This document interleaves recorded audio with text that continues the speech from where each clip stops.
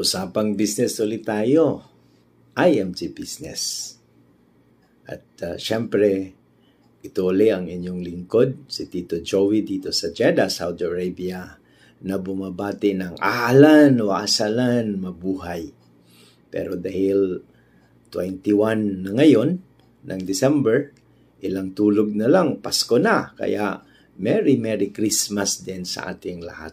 Lalo na doon sa ating mga kapatid na naghahanda para i-celebrate ang Christmas sa inyong lahat. Maligayang Pasko.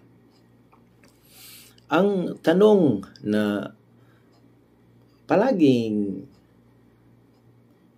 nare-raise sa ating mga pagpupulong ay kung ang IMG daw ba ay networking.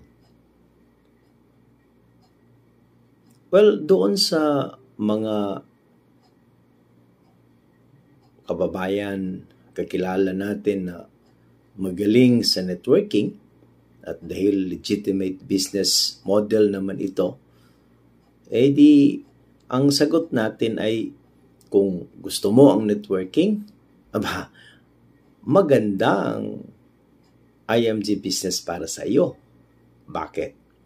Sapagkat mas maganda pa ito sa networking na palagi at marami ang nagtumatangkilik. Bakit? Sapagkat while IMG is a legitimate business in financial industry, ang compensation niya ay kaiba sa ibang mga financial industry participants o kaya naman doon sa mga nagbi-business sa financial industry.